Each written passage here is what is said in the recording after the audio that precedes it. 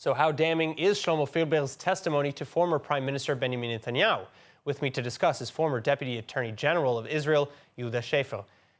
Thank you so much for joining us. Now, can you simplify this case a little bit further for us? What exactly did Filber allegedly do on behalf of Netanyahu? Well, Filber was described by the Controller General years ago as being a regulator who was taken hostage by Bezek, by the Israeli telecommunications company. And when I say taken hostage, it means that there were a series of decisions that were made that were contrary to the public's interest and in favor of Bezek, the Bezek company. And for many years, this was criticism at Filber, which we did not know the source of. When Case 4000 came to be, and Filber was investigated, it turned out that he got these orders to give these concessions to Bezek, to this telecommunication company, by Netanyahu.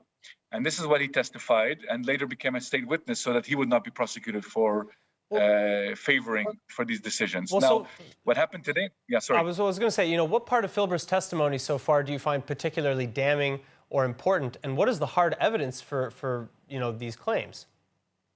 Well, first of all, so the first thing that Filber said today in court, and Netanyahu came to court to actually look him in the eye, as we say, the first thing he said that everything he said to the police was actually the truth.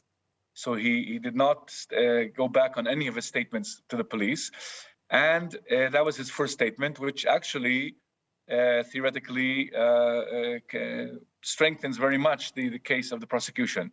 But then he went on and started giving additional explanations, saying that he was actually misled by the investigators to believe that Netanyahu was taking bribes, and that this was all part of something that was behind his back that he did not know anything about, and that he was acting in what he perceived as the public interest. Every time he deviated from what he said in the police investigation, the prosecutor draw this to his attention and to the court's attention, and this happened several times during today's testimony. Well, is that drawing is that drawing an effective hole in his testimony? Is that something that is particularly damaging to his testimony, or is it arguably plausible that there were good reasons for his flip-flopping? Okay, so at this point, it's too early to know. I'll be able to answer that question in a few weeks after the cross-examination of the defense ends. But so far, it seems like the prosecution has succeeded in bringing Filber to the stand. Filber, I'll give you an example. He tried to say that he was doing favorable acts for Bezek, for the company, but then he was confronted with the fact that he said that Netanyahu asked him to be favorable to Alowitz personally. And he said, yes, okay, I do admit that this was Alowitz and not only Bezek. So every time he was confronted today, he did go back to his testimony. He insists that his testimony was truthful. He insists that there's no bribery involved. He does not see the bribery case, but this does not really matter because the witness is not the legal expert, which the court needs to go obey by. The witness needs to testify about the facts, and he has testified that Netanyahu, in several occasions, asked him to favor Alowitz and to do things in favor of Alowitz, which is what the prosecution is trying to prove through this witness. So far, the prosecution has succeeded. So a big, one of the main mergers, as you already alluded to, was the Bezek-Yes merger, and it was approved in 2021, despite Filber himself, as you said, arguing that he knew would be harmful to the public. If that's found to be the case, could this merger actually, that this merger was approved through dubious illegal means, could it actually be annulled, and what would the effect of that be?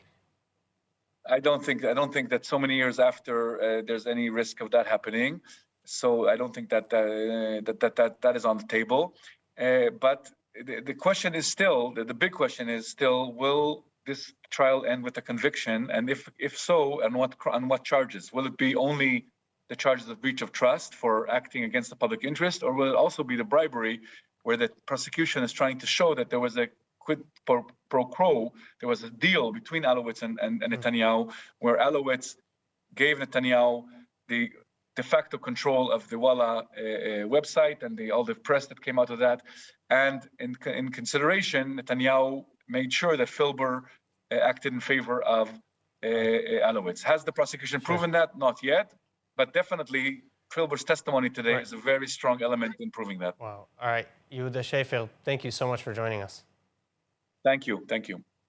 ILTV Plus, your news from Israel and more 24/7. Start your free trial today. Subscribe at iltv.tv and watch from any device.